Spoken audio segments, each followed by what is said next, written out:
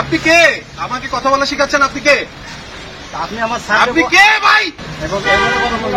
আপনি আমাকে কিভাবে কথা বলতে? না না না আমি কারোর সাথে কথা বলবো না। কোথায় করবো? কোথায় সর? বাবার টাকাতে ওই দাঁড়ায় বাবার খরচের টাকা আমি কাগজ পত্র নিয়ে আসছি। দেখেন এটা গেজেট মূলে আমাদের জায়গা, খাস জায়গা। গেজেট মূলে আমাদের জায়গা।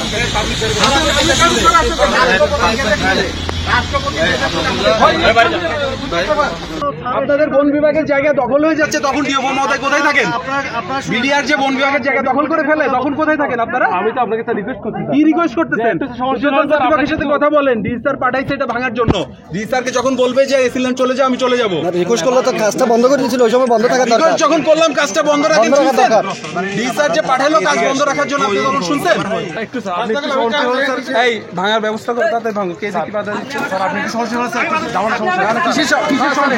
একটু স্যার আমাদের কাছে ইনফরমেশন ছিল যে বাজারের একটা 4 একর 80 শতক 1 নম্বর খাসকতিয়ানভুক্ত জায়গা আছে, পেরিফেরিভুক্ত হিমছড়ি বাজারের। এই বাজারের অভ্যন্তরে আমাদের ইনফরমেশন এরকম ছিল, বন বিভাগই অ্যালো করেছে ওখানে একটা অবৈধ স্থাপনা হচ্ছে। এটা রেস্টুরেন্ট টাইপের একটা অবৈধ স্থাপনা হচ্ছে। তো ইনফরমেশনের বেসিসে আমরা গিয়েছিলাম।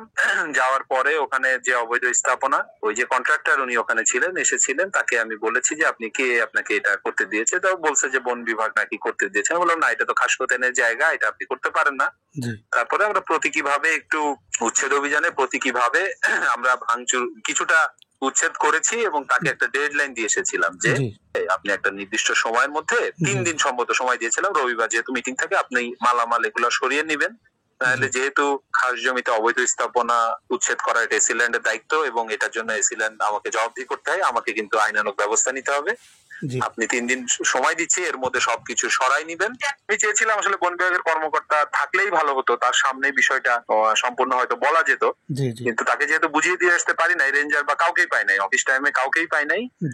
না পাওয়ার ফলে এটা যেটা হয়েছে, আমরা এটা বলে দিয়ে এসেছি। আগে তো আমরা এই সার্ভেয়ার, চেইনম্যান সবাইকে নিয়ে গিয়েছিলাম, পরিমাপ করে আমরা আগে কনফার্মেশন করেছি, যা যা বলার বলেছি। আমরা যখন চলে আসবো তখন হচ্ছে আসলে বন বিভাগের একজন বিট অফিসার হবে বা তার নিচের, আমি ঠিক এক্সাক্ট র্যাঙ্কটা মনে নেই, উনি ওখানে এসেছিলেন।